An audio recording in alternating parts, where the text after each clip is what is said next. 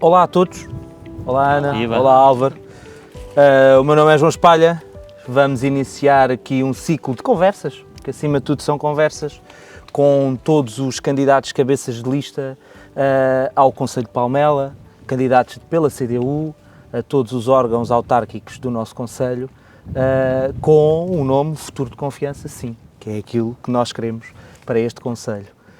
Vamos começar aqui a conversa de uma forma muito simples. Numa palavra, gostava que me definissem o que é Palmela. Ana. Uma opção de vida. Muito bem. Álvaro.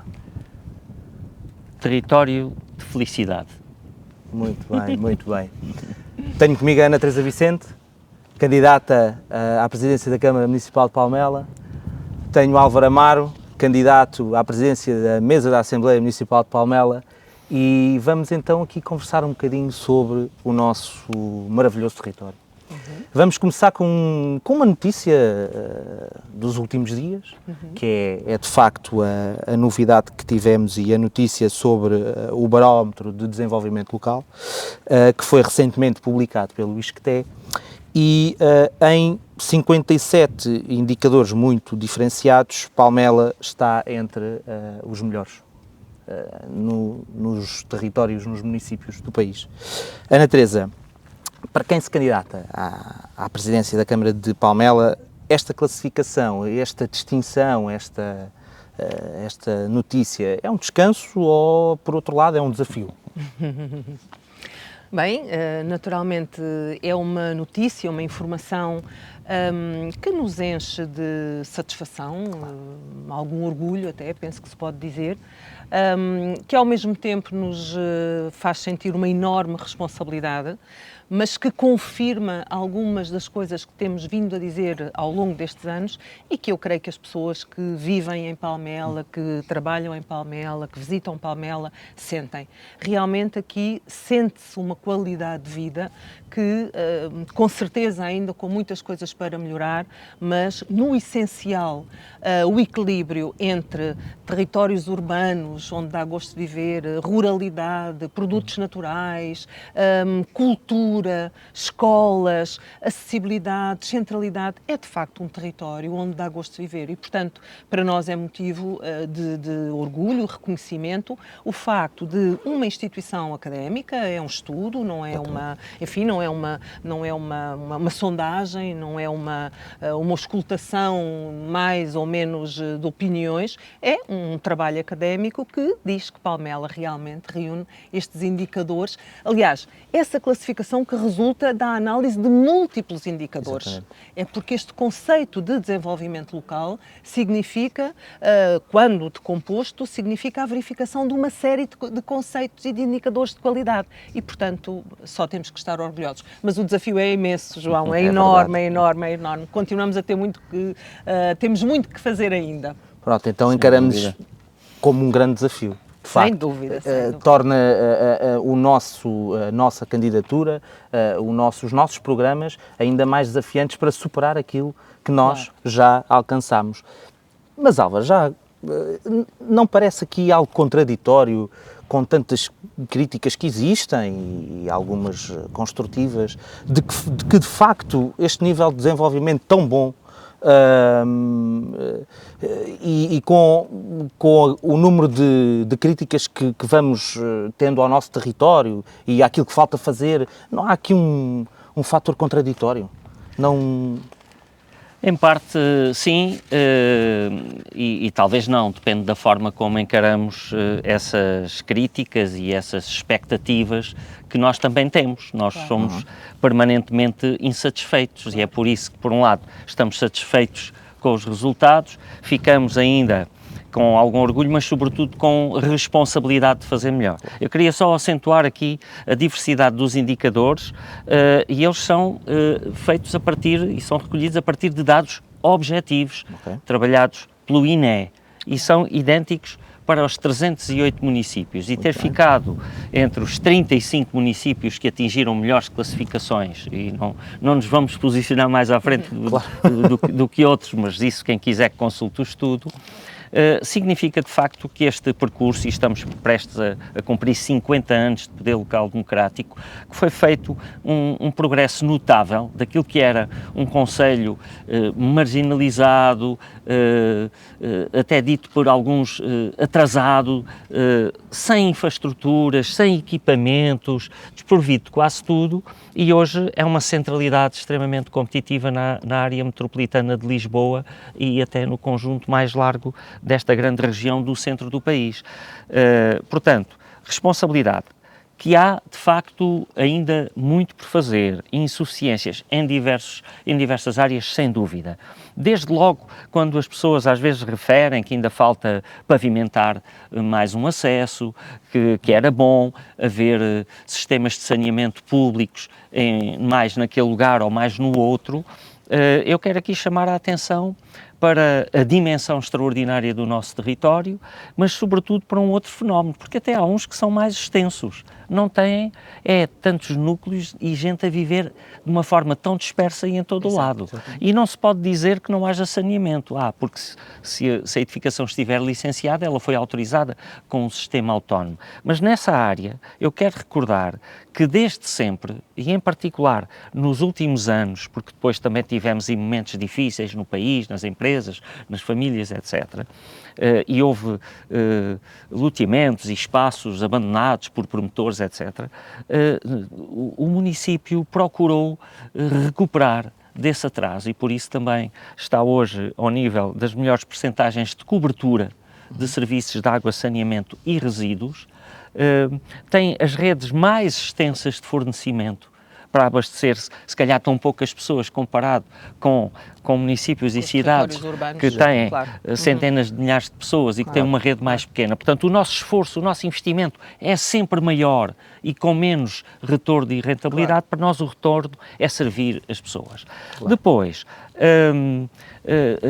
em matéria de equipamentos desportivos também se evoluiu muito e digamos que aquilo que aqui está em causa, o emprego, a taxa de desemprego que é inferior até a alguns concelhos vizinhos, o nível de rendimentos, o nível de serviços sociais, de serviços educativos, etc.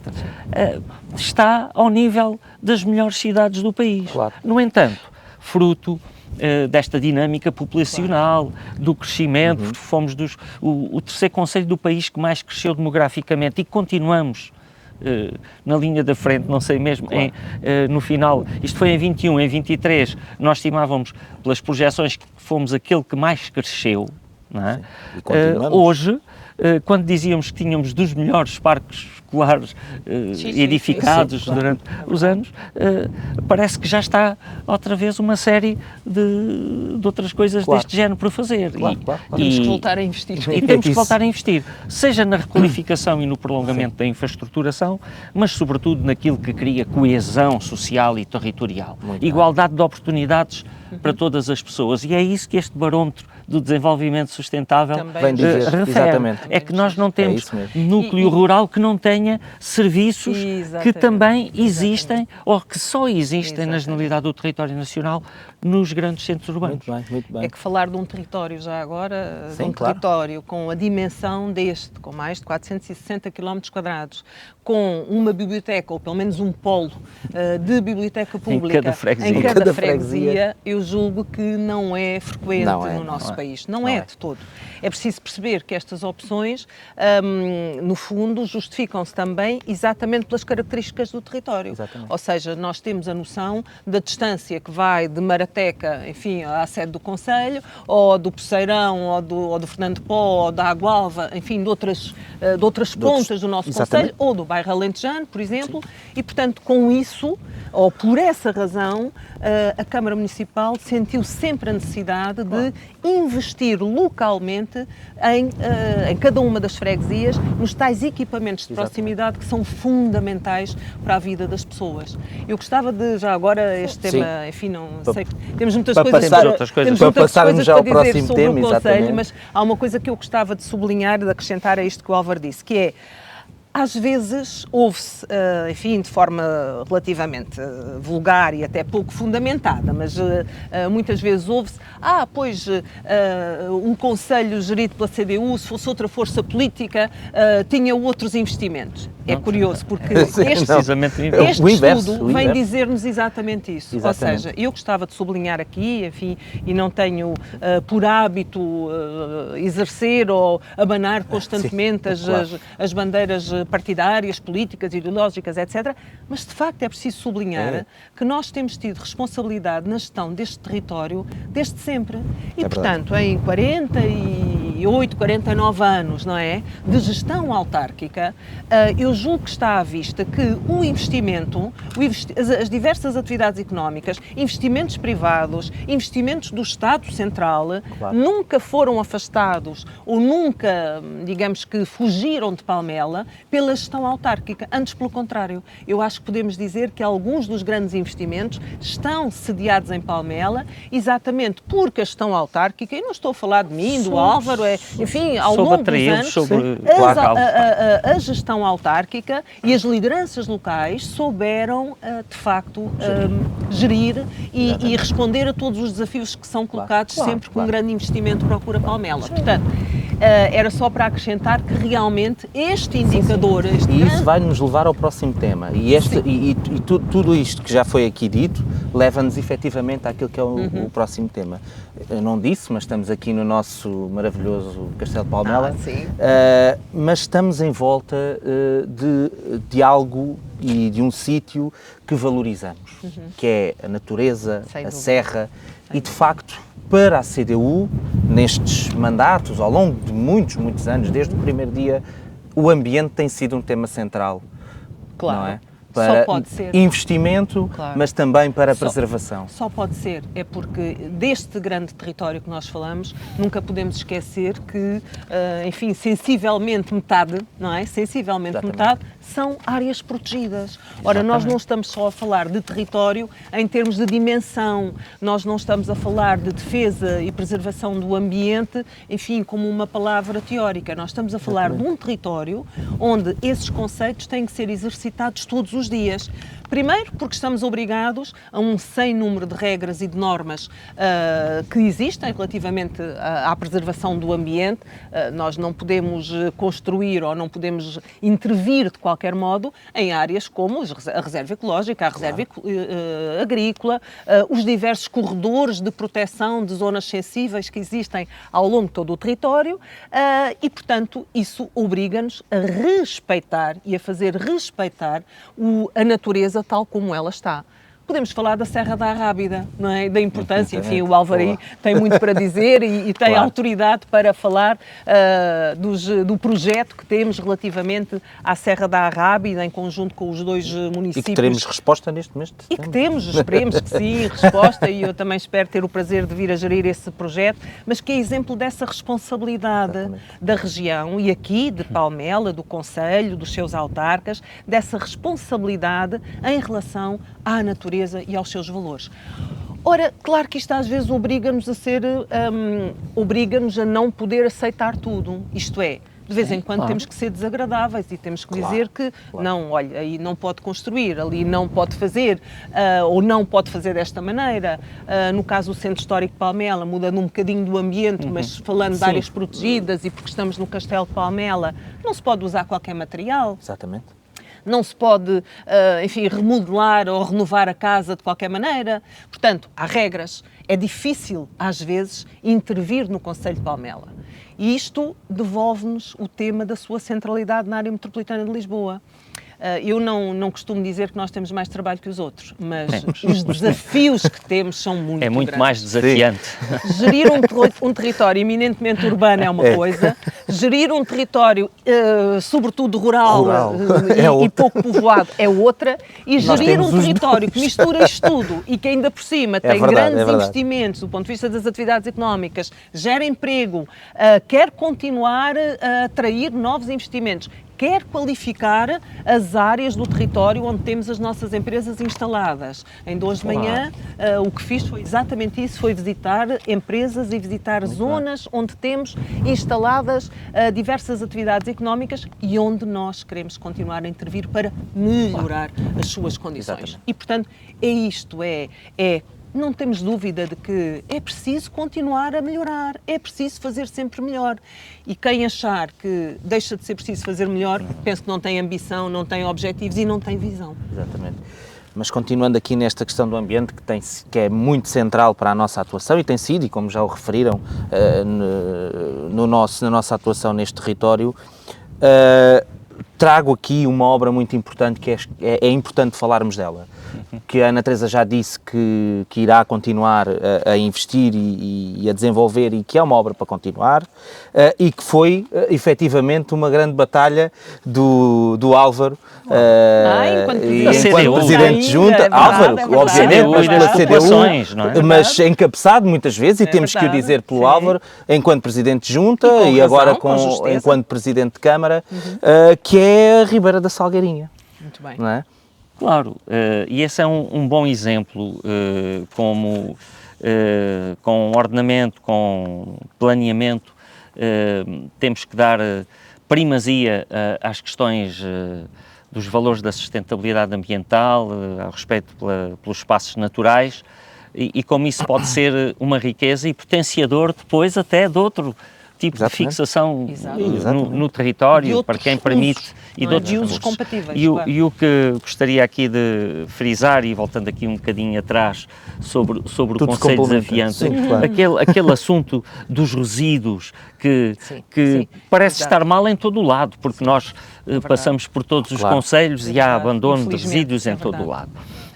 Imaginem o que é recolher resíduos em 34 km quadrados com 4 circuitos numa noite, e o que é, por exemplo, recolher resíduos com gente a viver espalhados por 465 km quadrados, em que temos que fazer 10 circuitos, não é? E que nunca se recolheu e nunca se tratou tantos resíduos e nunca se fez tanta compostagem e nunca se reciclou tanto, e parece que nada é suficiente.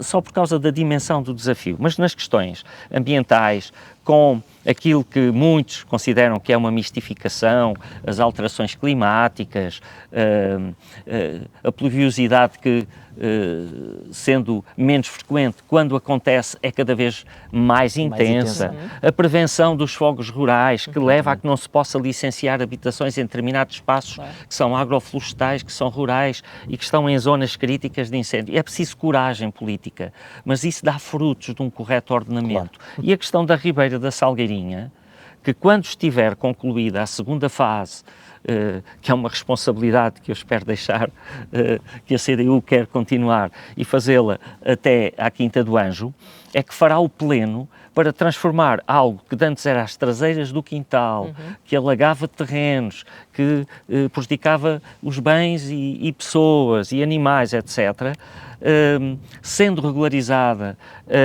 sendo entregue nas bacias de retenção, sendo entregue nas lagoas naturais do nosso território, até chegar aos estuários. Pode vir a ser um espaço de parque ecológico, de zona de descompressão, de fruição, e deixa de ser um problema para criar aqui uma oportunidade, não é? E, por outro lado, permite depois ordenar melhor as distâncias, a fixação, os loteamentos, etc., etc., sem haver as zonas ameaçadas por cheia. E isto é um trabalho que, depois de estar feito, tenho pena que muita gente se esqueça. E estamos aqui num espaço, perdoa-me agora mudar o castelo, que não é propriedade do município. Se não fosse uma intervenção ambiental de natureza estrutural financiada por um fundo que tivemos que influenciar a criação de um programa próprio para isto, possivelmente hoje não teríamos esta muralha onde estamos, que estava entorrocada, e a zona da pousada também já podia ter colapsado.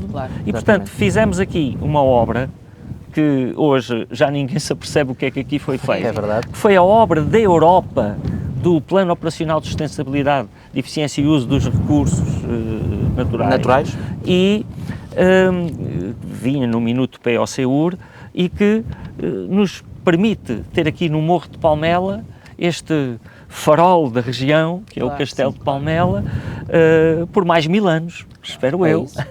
Mas aí está, esta referência é muito importante. Depois há a Rábida, Rábida. E a Rábida, que nós esperamos vir a ter a distinção de reserva da biosfera, é um laboratório vivo e tem muito que ver com a forma como estes municípios que têm este bem, este nosso Vale de Barris, a Serra do Louro, os Gaiteiros, a Rábida, etc., têm conseguido também gerir, conciliar a atividade tradicional, a habitação que se justifica, o turismo de natureza, as tradições culturais, as tradições culturais que são ainda também há pouco tivemos a festa das reserva, Peneiras, exatamente. E isto significa que é possível conciliar. Aliás, a natureza só será efetivamente bem protegida, não é, se for vivida. Claro.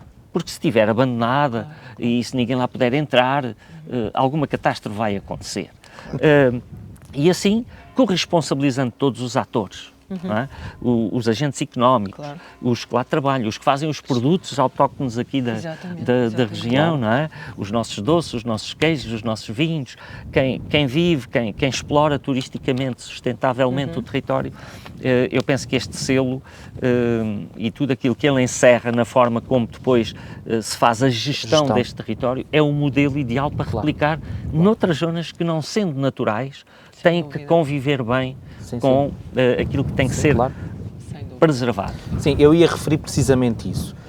De facto, estas intervenções, tendo por respeito ao ambiente e toda a preservação natural, estas intervenções no território e esta visão de futuro, de facto, continua a existir e quando se faz uma intervenção neste território, a CDU põe nas suas políticas e traz essas intervenções, é sempre para o futuro. Mas também, já falando de forma mais programática daquilo que será a atuação da CDU, eu queria aqui perguntar, de facto, à Ana se a habitação será um assunto que estará na ordem do dia. E será-se também um dos temas centrais? É, com certeza. Aliás, essa opção já foi feita pelo atual Executivo. Palmela tem tido, felizmente, uma característica, teve durante muitos anos, que foi, enfim, ser um município em que não havia, felizmente, muitos casos sociais para tratar e, portanto, nunca tivemos a necessidade de responder, como outros municípios tiveram na área metropolitana de Lisboa, a uma grande dimensão nessa matéria. Hoje em dia, a questão que se coloca relativamente à habitação é completamente diferente. É que nós já não estamos a falar de uma necessidade apenas para pessoas com grandes dificuldades económicas, sem recursos ou sem trabalho, ou com problemas de saúde, incapacitadas para o trabalho, etc. Nós estamos a falar da classe média, e particularmente dos mais jovens, ou por outro lado, dos mais idosos, quando não têm casa própria, não é? E que não têm condições hoje para pagar as novas rendas, mas sobretudo no caso dos mais jovens, para adquirir uma habitação aos preços que elas têm. E, portanto, é evidente que, não sendo uma responsabilidade dos municípios, e é importante nós sublinharmos isso, é muito importante. De facto, a habitação está escrita em todo o lado, nomeadamente na nossa Constituição, a habitação é uma responsabilidade do Governo Central, portanto do Estado, e as autarquias intervêm apenas na medida das suas possibilidades e das suas opções políticas. E, portanto, eu quero referir aqui que saúdo e apoio a opção que a Câmara Municipal de Palmela e o atual Executivo fizeram em lançar as medidas que lançaram e têm projetos em concurso. Estamos a falar de de uma pequena dimensão. Não é? Nós estamos a falar de um conjunto de habitações que não são significativas no sentido de resolver o problema dos custos, mas que contribuem para minimizar e para controlar um bocadinho os preços, não tenho a mínima dúvida que contribuem. Portanto, nós vamos manter essa opção. Mantemos essa opção e mantemos uma outra opção. Eu gostava de retomar aqui um tema, porque somos muitas vezes interpelados sobre isto. O Álvaro falou disso há pouco e eu gostava de repegar o assunto, que é um problema que hoje realmente caracteriza os nossos territórios e particularmente a área metropolitana de Lisboa, onde estamos. Quer dizer, vê-se um bocadinho isto pelo país, mas na área metropolitana de Lisboa é muito sensível, que é esta relação das pessoas com o espaço público e particularmente, ou seja, a relação com o espaço público é muitas vezes uma relação hostil, não é? Ou seja, coloca-se no espaço público aquilo que não se quer, o que se quer deitar fora, o que não se quer é encher a casa. E temos uma relação, nomeadamente com os resíduos, que tem que ser trabalhada.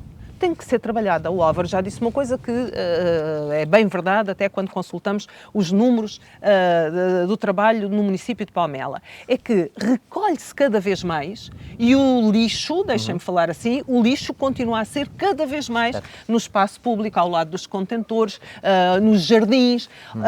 Isto implica uma atitude da nossa parte também, uma atitude enquanto cidadãos, ou seja, temos que trabalhar aqui, no fundo, as políticas sociais no sentido da sensibilização, mas se calhar também temos que trabalhar outras políticas que se calhar têm que ter uma dimensão coerciva para minimizar este dano, que é um dano terrível sobre o espaço, sobre o conforto, sobre a imagem que todos queremos para o território onde vivemos. E, portanto, também este é um grande desafio para a gestão autárquica, melhorar a qualidade do espaço público. Eu gostava de dizer que há uma expressão que acho bonita, que tem um conteúdo que é preciso entender e que eu gostava de sublinhá-la aqui, que é: nós queremos continuar a ter as áreas protegidas que temos, nós queremos continuar a ter a ruralidade com as características que ela tem, mas queremos também que os nossos espaços urbanos e as nossas políticas para o espaço urbano e para a vida em comunidade sejam um bocadinho mais cosmopolita, entre aspas. Isto é um espaço em que todos nós, podemos aspirar a mais qualidade, mais diversidade, uma convivência de valores diferentes, mas que se respeitam mutuamente. E aí entra um outro conceito muito importante nos tempos que correm, nomeadamente quando falamos de espaços de urbes e de grandes áreas urbanas, como aquela em que estamos inseridos, que é o valor da tolerância. Nós temos que trabalhar o valor da tolerância também no nosso território, porque ele é exemplo disso na sua história. É isso mesmo. Ele é exemplo disso. E é isso que nós queremos também para o futuro. Sim. E pegando aqui na questão da tolerância, eu acho que também vai complementar, se calhar, alguma questão que o Álvaro queira também acrescentar na área da habitação, é que hoje em dia cria-se esta ideia que a promoção da habitação pública, não é? E a chegada de novas famílias ao nosso território trazem aqui questões na área da segurança. Pronto. E de facto... Nada mais falso, não é? Também os indicadores oficiais dizem isso. Exatamente. Eu acho que seria também importante termos aqui essa perspectiva, Álvaro, porque será verdade aquilo que estamos... Não é, e não é uma questão de acreditar ou não na minha palavra, porque os indicadores estatísticos e quem os trabalha e conhece e pode divulgar, embora em abstrato, aquilo que é a identidade, a natureza das famílias que têm acesso à habitação, etc., desmente esse preconceito ou esse estereótipo que se quer criar. Mas também, para que fique claro, as nossas políticas de habitação, aquelas que foram lançadas e que foram mais faladas no âmbito do primeiro direito, não se sigem ao primeiro direito. Nós vamos ter, e por acidente de percurso da instituição que está a fazer, se calhar não foi a primeira a ser inaugurada, não é? Mas o segundo bloco de habitação colaborativa do país. Não é? Exatamente. Vamos ter habitação a custos controlados e acessível. Nós acabamos de ceder terrenos a uma cooperativa que já teve um papel importante no nosso território, a Copanjo, para promover habitação a custos moderados, controláveis, acessíveis. Os conceitos estão sempre a mudar de portaria para portaria. Claro. E, portanto, nós temos uma abordagem até muito multifacetada para responder a várias necessidades de habitação, para os mais jovens, não é? Para a gente que tende até um salário médio, tem dificuldade em arrendar. E, portanto, é por isso que estamos a desenvolver também o programa e o regulamento do chamado arrendamento acessível, que é diferente do primeiro direito. E, portanto, para além dos projetos que estão em curso, das empreitadas que estão em curso, de outras que ainda pretendemos lançar e que caberá ao próximo Executivo dar-lhe continuidade, sem prejuízo do compromisso político que temos e que a CDU assume, de elaborar a primeira Carta Municipal de Habitação, não é? Que a legislação prevê. Os municípios da AML estão todos a ver como, não é? Já fizemos a Estratégia Local de Habitação e esta é uma nova geração de planos que também vai clarificar as abordagens e as necessidades no território, porque são diferentes de freguesia para freguesia. Claro. A outra questão ainda do espaço da convivialidade, da atitude sobre o espaço público. Vamos lá ver, quando nos chegam algumas preocupações e críticas de todos justas, que houve um dia que não houve recolha, ou que houve ali um abandono, não era um local para aquilo e alguém cometeu um crime que nós não conseguimos resolver logo o mais breve possível. Isto faz-nos pensar em muita coisa, não é? E para além de revermos circuitos, para além de revermos até se calhar mecanismos e metodologias e até equipamentos de recolha, porque já está tudo inventado, nós vamos experimentando aquilo que há no mercado para. Há outra coisa que é fundamental e que tem que ver com o compromisso da cidadania. As pessoas têm que se envolver, têm que se empoderar, cada um de nós é poluidor, não é? E tem que assumir o seu nível de responsabilidade. E nós temos excelentes exemplos. Claro. Na semana passada acabei de visitar um bairro que conheceis e que o João também conhece muito bem, e a Ana também, o bairro da Cascalheira. E é exemplar. Aquele bairro estava super limpo, não há ervas, não há lixo fora dos contentores, o jardim super bem tratado, tudo.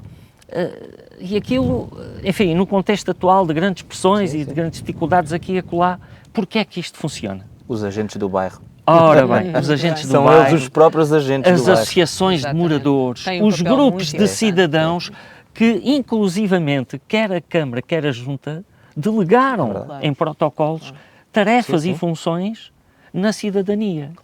E este pode ser um bom exemplo. Sem dúvida. Deixou de haver o espírito comunitário de bairro. As pessoas vivem muito... Então se as pessoas no condomínio discutem por causa da limpeza da escada e não se entendem, e portanto, há aqui esta outra dimensão. E isto não é só mais campanhas e não se aprende nas escolas, nem aqui nem acolá. As pessoas têm que ser desafiadas a discutir connosco. Vamos lá, digam-nos lá como é que faziam. Como é que vamos fazer? E eu penso que esta mudança de atitude pode ajudar a resolver o problema. Mas há outras que temos que tomar outras medidas. Temos que complementar. E eu quero aqui sublinhar estes aspectos da participação e da cidadania que tem que ser permanentemente replantado, regado, adubado, porque tem sido assim que temos conseguido dar também excelentes exemplos que podem inspirar outros. Exatamente. Muito bem.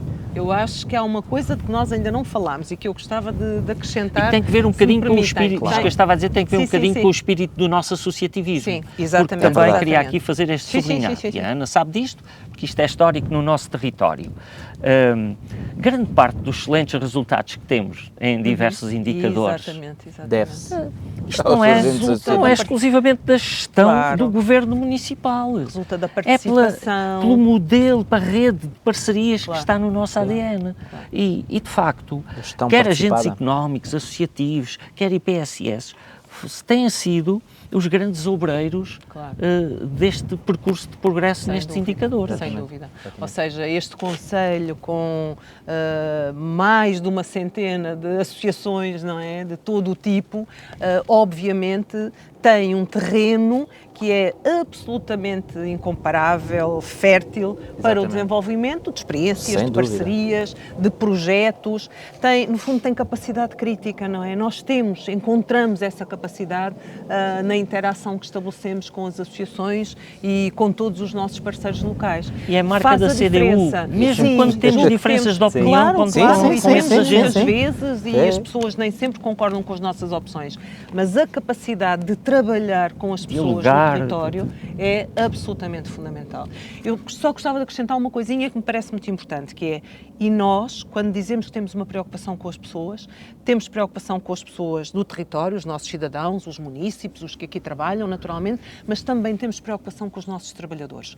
E eu aí deixo um grande desafio, porque me sinto particularmente responsável nessa matéria, quer pelo que já fiz, quer por aquilo que tenho afirmado, que é, nós contamos com os nossos trabalhadores Sem para dúvida. continuar a fazer melhor Claro. e para continuar a transformar o território, porque os nossos trabalhadores conhecem como ninguém algumas das nossas dificuldades e algumas das nossas Sem limitações. E nós conhecemos a sua disponibilidade Para agir, sim. exatamente, as suas capacidades são um recurso naturalmente importantíssimo e, de facto, só mesmo com esse coletivo, que é também o dos trabalhadores municipais, é que eu acho que nós conseguimos, mas acredito Sim. que conseguiremos. Para terminarmos e de facto O resto falámos fica aqui, para o próximo podcast. fica para o próximo e de facto falámos aqui de muita coisa e até de visão da CDU para os próximos anos no nosso território e tocaram aqui numa questão fulcral, que é o trabalho que as autarquias do Concelho de Palmela, os autarcas da CDU têm feito com o movimento associativo, com a população. Mas é muito importante também frisar todas aquelas conquistas que estas autarquias têm conseguido junto do Governo Central, junto da Administração Central sem dúvida. e de facto deixava, só para nós terminarmos, estamos aqui mesmo em cima da hora, para já, o que é que conquistámos, não é? Nestes últimos anos, com toda esta reivindicação, tanto das autarquias como das populações, junto à Administração Central, e aquilo que almejamos E que e aquilo ainda temos que e o que ainda reivindicar. temos que reivindicar E conseguir. Álvaro. Olha, é conhecida a nossa reivindicação relativamente às unidades de saúde, à Ribeira da Salgueirinha, ao destacamento da GNR, feito no tempo da Ana, agora ao posto territorial de Poceirão, que vai ter uma abrangência até muito maior, que até toca freguesias de outros concelhos, e tudo isto, entre outras coisas, ou o pavilhão, enfim, sim. que infelizmente nenhum Ministério da Educação o fez e teve que ser a Câmara a avançar com um pequeno contributo do Ministério, mas à época a responsabilidade de os fazer era do Ministério da Educação, e de facto foi tudo com muita luta dos estudantes, das comissões de utentes, da população, e nós interpretando essa vontade, desde sempre, também em mandatos anteriores da Ana, sempre reivindicámos, mas de antes a oposição dizia, vocês só reivindicam, só reivindicam. E eles também iam votando uma ou outra moção consoante estavam ou não. Os seus Governos, os seus governos a liderar. Mas é falso. Nós não nos limitámos só a reivindicar. Nós apresentámos terrenos, propusemos terrenos, propusemos projetos e disponibilizámos para parcerias e até para pagar, como era a proposta inicial do pavilhão da secundária, de fazermos uma parceria, porque aquilo que acabou por acontecer não é uma parceria. Um investimento de 3 milhões e quase 300 mil euros, com um apoio de 625 mil euros municipal. do Ministério da Educação, não é de todo uma parceria, por isso o pavilhão é municipal. Mas isto para dizer que tivemos sempre esta atitude de disponibilidade, de construir soluções, de parceria e é interessante que recentemente em discussão de Câmara, então alguém da oposição vinha dizer então o Conselho vai ter um posto da GNR, vai ter uma nova unidade de saúde em Quinta do Anjo e é o meu governo, o seu governo, por acaso até nem começou a ser contratualizado com o governo dele, não é? Mas de facto o mérito não é de quem está depois, na altura, no governo. É do território, é da população e nós tínhamos a responsabilidade, como representantes da população, conhecedores das necessidades da população, de assumir também corresponsabilidade nesta matéria. Investimos com terrenos, pagamos projetos, fazemos fiscalização de obra, tratamos dos espaços exteriores, hoje já temos que gerir também na manutenção e conservação. Enfim, afinal, quem é que investiu, de facto, quem não se limitou a reivindicar. Mas temos que continuar a investir. Mas temos que continuar. Precisamos de mais. Temos que continuar a reivindicar. Já conseguimos esse novo, o investimento para a GNR, esse compromisso, não é? Para a GNR em Poceirão, e eu acho que temos que conseguir o mesmo em Quinta do Anjo. Conseguimos na altura, exatamente com a participação do município, a construção de uma escola em Poceirão, que era desejada e que era necessária há tanto tempo, uma escola de segundo e terceiro ciclo que não existia.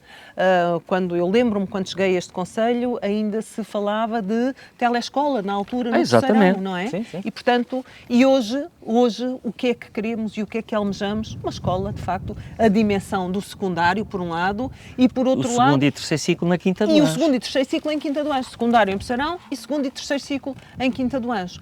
Ora, tudo isto só pode acontecer se o município realmente se empenhar fortemente e continuar a fazer como tem feito.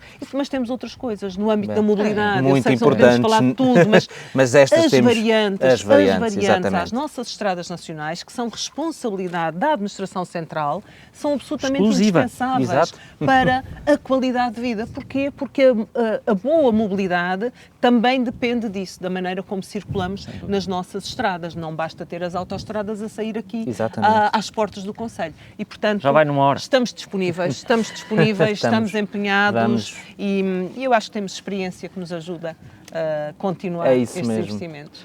Quando é que é o próximo podcast? O próximo podcast será muito brevemente. Estávamos embalados, é verdade, mas e deixem-me dizer-vos isto para terminar mesmo, isto é a prova de que a gestão CDU faz. Não se limita a comprometer nos seus programas, não se limita a referir, não, a gestão CDU está comprometida, está envolvida neste território e tem de facto um futuro de confiança à sua frente e uma visão estratégica para este território. Obrigado aos dois. Obrigada. Vamos seguir em frente para os próximos cabeças de lista, dia 12 de outubro, já sabem, votar CDU. Futuro de confiança, sim. CDU, sim.